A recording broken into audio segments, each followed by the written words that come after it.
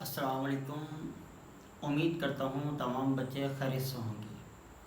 आज हमारी वीडियो बनाने का मकसद ये है कि एनईडी टेस्ट की क्या पॉलिसी होती है, किस पॉलिसी पे उनका टेस्ट होता है, पॉलिसी में क्या क्या कंडीशन है। तो आज इस वीडियो में हम एनईडी टेस्ट की तमाम कंप्लीट पॉलिसी के बारे में आपको बताएंगे। जो बच्चे एनईडी की तैयारी कर रहे हैं या जिन बच्चों का 30 जुलाई को एनईडी का टेस्ट है, तो वो तमाम बच्चे इस वीडियो को एंड तक लाजमी देखें। अब एनईडी टेस्ट की पॉलिसी में क्या क्या बातें शामिल हैं। नंबर एक, जो एनईडी का टेस्ट होता है वो एमसीक्यूज बेस पे होता है। टोटल एमसीक्यूज होते हैं 100 और उन 100 एमसीक्यूज को सॉल्व करने के लिए टोटल टाइम मिलता है 120 मिनट। आपको 120 मिनट के अंदर 100 एमसीक्यूज को सॉल्व करना है।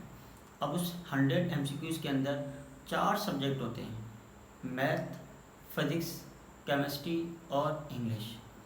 इन 4 सब्जेक्ट के बारे में हर सब्जेक्ट के 25 क्वेश्चन होते हैं और ये हमारे पास फर्स्ट ईयर इंटर में से आता है, जहाँ से आपने तैयारी की उसमें से आता है। बस एक कि जो इंग्लिश है वो थोड़ी आउट ऑफ सिलेबस होती है। जिस इंस्टीट्यूट से आपने तैयारी की होगी तो वहाँ पे जो टीचर होगा उन्होंने आपको गाइड किया होगा कि इंग्लिश के किस टाइप के क्वेश्चन आते हैं, तो आपने तैयारी भी की होगी।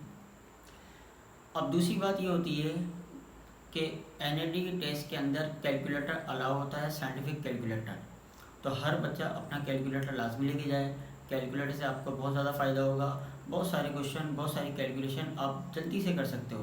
केमिस्ट्री, फिज़िक्स और मैथ में तो कैलकुलेशन बहुत होती है। अगर किसी भी नंबर का आपको स्क्वायर रूट निकालना है या कोई भी चीज़ निकालनी है तो उसको सॉल्व करने में टाइम लगेगा। अगर आपके पास कैलकुलेटर है तो आप उसको ईजिली सॉल्व कर लोगे। तीसरी बात ये होती है, जो एनईडी का टेस्ट है वो कंप्यूटर बेस पे होगा। आपको कंप्यूटर पे बैठ के 100 क्वेश्चन को सॉल्व करना होगा। आपको एक पेन और एक कॉपी दे देंगे, आपको कोई भी रफ वर्क उस पेन और उस कॉपी पे सॉल्व करना होगा। अगली बात ये है नंबर 4, अगर कोई भी बच्चा एनईडी का टेस्ट दे रहा है तो एनईडी टेस्ट वालों की पासिंग क्राइटेरिया होता है 50%। अगर जिस बच्चे के मिनिमम 50 नंबर आएंगे तो वो बच्चा पास होगा। 50 से अगर कम आएंगे तो वो बच्चा फेल होगा। तो इसका मतलब है आपको मेरिट या सेल्फ इन पे सीट लेने के लिए एटलीस्ट मिनिमम 50 नंबर तो चाहिए, क्योंकि जो बच्चा पास होगा उन्हीं को काउंट करेंगे। जो फेल हो तो उनका कहीं पे भी सिलेक्शन हो ही नहीं सकती एनईडी में। अगली बात ये है कि जैसे लास्ट टाइम जो टेस्ट हुआ था, लास्ट टाइम टेस्ट में टोटल एनईडी में टेस्ट देने वाले बच्चे 42% बच्चा पास हुआ था, 58% बच्चा फेल हो गया था। तो इनको जितने बच्चे चाहिए थे एडमिशन के लिए, तो इनके पास एडमिशन तो बहुत था, तो बच्चे तो इतना आए नहीं थे। तो इन्होंने ये किया, एक पॉलिसी में चेंजिंग लाए। तो इन्होंने एक और सेकंड अटेम्प्ट रखवाया एनईडी का, कि जो बच्चे एक दफ़ा टेस्ट दे चुके हैं वो दोबारा भी दे सकते हैं, जिनका टेस्ट अच्छा नहीं हुआ तो ये तो बहुत ही खुशखबरी की बात है, बहुत ही अच्छी बात है। और यही पॉलिसी इन्होंने इस साल भी लगाई है। अगर किसी बच्चे का बाई चांस पहला टेस्ट अगर ख़राब हो जाए, इनके 2 टेस्ट हैं, पहला टेस्ट है 30 जुलाई को, दूसरा टेस्ट है 22 अगस्त को। जिन बच्चों की रजिस्ट्रेशन 26 जुलाई से पहले हो जाएगी वो 30 जुलाई को टेस्ट देंगे, और जो बच्चे 26 जुलाई के बाद रजिस्ट्रेशन करवाएंगे उनका टेस्ट होगा 22 अगस्त को। अगर जिस बच्चे ने पहला टेस्ट दिया है तो वो दूसरा टेस्ट भी दे सकता है। तो इसका मतलब है अगर किसी बच्चे का बाई चांस अगर कोई टेस्ट ख़राब हो जाए, नंबर कम आ जाए, तो वो अपने टेस्ट को इम्प्रूव करने के लिए, अच्छे मार्क्स लाने के लिए, अच्छा स्कोर करने के लिए वो सेकंड टेस्ट भी दे सकता है।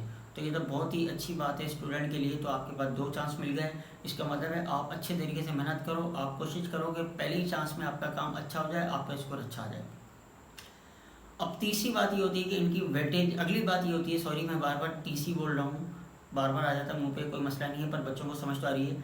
अगली बात ये होती है कि इनकी वेटेज कैसे बनती है, कि किस तरीके से ये टेस्ट के स्कोर को काउंट करते हैं। फर्स्ट स्टैंडर्ड में से कुछ परसेंटेज लेते हैं, मैट्रिक में से लेते हैं या नहीं लेते हैं, ये क्या पॉलिसी है।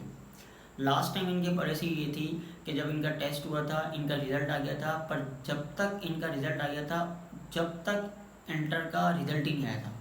इसका मतलब है इंटर का रिज़ल्ट बहुत लेट आया। तो इसकी बिना पर इन्होंने ये किया कि जिन बच्चों का एनईडी का टेस्ट हो चुका है उस टेस्ट की परसेंटेज 50%, और जो मैट्रिक में जो उनके नंबर हैं उनके 50% दोनों को इंक्लूड करके उन्होंने एक वेटेज बना दी। उसके हिसाब से उन्होंने एक मेरिट लिस्ट लगा दी। पर इससे पहले ये होती थी पॉलिसी कि अगर किसी बच्चे ने टेस्ट स्कोर किया है 50 और उसके इंटर में मार्क्स हैं 950, तो जो इंटर के मार्क्स हैं और टेस्ट स्कोर है दोनों को प्लस करके एक नए नंबर बनते थे 950 प्लस का 50, तो टोटल नंबर बन गया 1000।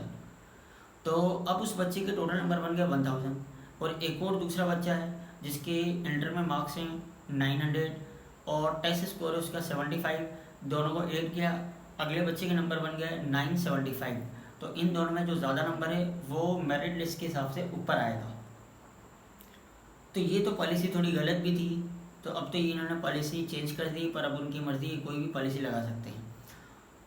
तो अब जो पॉलिसी होगी वो अब देखते हैं क्या बनाते हैं, पर ये है कि पॉलिसी यही बनेगी कि आपके 50% मार्क्स काउंट किए जाएंगे टेस्ट स्कोर में और कुछ परसेंटेज ये लेंगे इंटर की। अगर इंटर की नहीं लेंगे तो हो सकता है मैट्रिक ले लें या हो सकता है दोनों ले लें। तो आपको टेस्ट स्कोर पर अच्छा फोकस रखना है, आपकी तैयारी अच्छी होनी चाहिए, तो इंशाल्लाह आपका टेस्ट स्कोर भी अच्छा आएगा। अब आते हैं MCQs के ऊपर। अब ये जो 100 MCQs हैं इसमें जो 4 क्वेश्चन हैं इनमें सबसे मुश्किल तरीन पोर्शन होता है मैथ का, क्योंकि मैथ में लॉजिकल क्वेश्चन होते हैं, सॉल्यूशन वाले होते हैं, उसके बाद कुछ पोर्शन इनका मॉडरेट होता है, कुछ इजी होता है और कुछ क्वेश्चन इनके थोड़े मुश्किल भी होते हैं। अब आपके पास टोटल मिनट है 120, तो आप क्या करें 120 में अगर आप हर पोर्शन को डिवाइड करोगे तो 30 मिनट 30 मिनट 30 मिनट के हिसाब से डिवाइड हो जाएंगे। पर आप ये वाली पॉलिसी नहीं लगाना, आप क्या करना 40 मिनट आप देना मैथ को, 20 मिनट आप देना फिजिक्स को इंग्लिश को, बाकी 30-30 मिनट आप उनको दे देना। क्यों? क्योंकि इंग्लिश में तो कोई इतना सॉल्यूशन ही नहीं है, जिस बच्चे की अच्छी इंग्लिश होगी तो वो एक दफ़ा पढ़ेगा तो इजीली सॉल्व कर लेगा। पर जो भी आप पॉलिसी बनाओ उसमें 40 मिनट आप किसको दोगे मैथ को, क्योंकि मैथ में टाइम ज़्यादा लगता है, सॉल्यूशन वाले क्वेश्चन होते हैं, तो उसका आप टाइम ज़्यादा दो, बाकियों को आप 30-30 मिनट के हिसाब से या 20 मिनट या 25 मिनट जो भी पॉलिसी बनाओ वो ज़्यादा बेहतर है। अब MCQs को सॉल्व करने का तरीका क्या है, आप क्वेश्चन नंबर 1 पे आ गए। अब 1 का कोई भी क्वेश्चन है, आप सबसे पहले क्वेश्चन नंबर 1 से लेके 100 तक तमाम क्वेश्चन अटेम्प्ट करोगे। अब उसमें आपको जो क्वेश्चन आ रहे हैं आप उनको अटेम्प्ट कर लो। अगर जो क्वेश्चन आपको नहीं हो रहे आप उनको जो पेपर आपको दिया हुआ है आप उस पेपर पे नंबरिंग लिख दो। जैसे ही आपने 1 से लेके 4 तक अटेम्प्ट किया, आपने चारों कर लिए, आपको अगर 5 क्वेश्चन नहीं आ रहा, आपको लग रहा है कि टाइम लगेगा, मुझे अभी पता नहीं चल रहा, दिमाग काम नहीं कर रहा, तो आप क्वेश्चन नंबर 5 को पेपर पे लिख दिया। फिर आप अगर क्वेश्चन नंबर 10 को लिख दिया। जो जो क्वेश्चन आपने छोड़े हैं, स्किप किए हैं, आप उनको क्या करो पेपर पे लिख लो और आप 1 से लेके 100 तक तमाम क्वेश्चन एक दफ़ा अटेम्प्ट कर लो। फॉर एग्जाम्पल आपने अगर 1 से लेके 100 तक तमाम क्वेश्चन को अटेम्प्ट किया है तो उसमें हो सकता है आपने 56 क्वेश्चन एक अटेम्प्ट के अंदर 1 से लेके 100 तक एक चक्कर के अंदर आपने 56 क्वेश्चन कर लिए। इसका मतलब है 56 क्वेश्चन वो थे जो आपको आते थे, जो आपने कर लिए। अब बाकी जो क्वेश्चन है गए आप उन पे ऊपर टाइम लगाओगे, पर आपको पता है कौन कौन से क्वेश्चन छोड़े हैं आपने, वो आपने पेपर पे लिखे हुए हैं। ये इससे आपका टाइम बचेगा, क्योंकि टेस्ट के अंदर एक प्रेशर होता है, एक टाइम मैनेजमेंट होता है, ये बहुत इंपॉर्टेंट चीज़ होती है। प्रेशर तो हर बच्चे के ऊपर होता है कि सर टेस्ट कैसा आएगा, मेरी तैयारी कैसी है, तो इससे आप टेंशन ना लें, आप रिलैक्स होके जाएं, कोई टेंशन नहीं है। इंशाल्लाह जो आपने पढ़ा होगा उसी में से टेस्ट आएगा। पर टाइम मैनेजमेंट बहुत बड़ा फैक्टर होता है, तो टाइम को किस तरीके से मैनेज करना है मैं आपको बता रहा हूँ। आप पहले 1 से लेकर 100 तक तमाम क्वेश्चन को अटेम्प्ट करें, जितने हो जाए ठीक है, जो बाकी रह जाए उनके ऊपर टाइम लगाएं, उनके ऊपर भी ज़्यादा टाइम नहीं लगाएं। कोशिश करके जो मुश्किल क्वेश्चन है उस एक क्वेश्चन पे ज़्यादा में ज़्यादा 2 मिनट लगा दें। अगर वो 2 मिनट में हो रहा है तो ठीक है, नहीं तो अगले पे आ जाओ। अगर टाइम बचेगा तो आ जाना एंड पे। और ये जो 100 MCQs हैं इसके अंदर कोई भी नेगेटिव मार्किंग नहीं है, तो आप 100 के 100 अटेम्प्ट करके आएँ, कोई भी क्वेश्चन छोड़े नहीं, भले आप तुक्का लगाएं, जो क्वेश्चन नहीं आ रहा उस पर आप तुक्का भी लगा सकते हैं। क्यों? नेगेटिव मार्किंग तो है ही नहीं। अगर बाई चांस आपका सही हो जाएगा तो नंबर आ जाएंगे, गलत तो वैसे ही होना आपका। तो उम्मीद करता हूँ तमाम बच्चों को ये वीडियो बहुत अच्छी लगी होगी। तो अगर किसी बच्चे को मैथ के अंदर कोई भी प्रॉब्लम हो तो हमारा एक चैनल है मैथ वाला यूसुफ गोरी के नाम से, तो उसके अंदर मैं अक्सर NAD या दूसरी यूनिवर्सिटीज़ के टेस्ट के MCQ सॉल्व कराता हूँ, ट्रिक बताता हूँ, लॉजिक बताता हूँ कि शॉर्टकट तरीके से कैसे टाइम बचाएं, कैसे MCQs को सॉल्व करें। तो तमाम बच्चे मेरे चैनल पे विज़िट करें, उनको सब्सक्राइब करें, लाइक करें, कमेंट करें। बहुत बहुत शुक्रिया। तमाम बच्चों को वीडियो अच्छी लगेगी, जिन बच्चों को वीडियो अच्छी लगी है वो लाजमी कमेंट बॉक्स में मुझे ज़रूर बताएं।